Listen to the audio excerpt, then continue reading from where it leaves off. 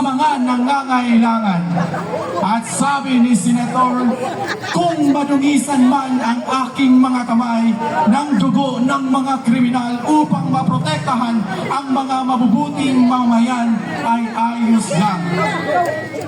Southern Leyte, sugod nun, Southern Leteño and Region 8, matatag, matapang, magabansa, sa ngalan ng batas, siya'y lalaban.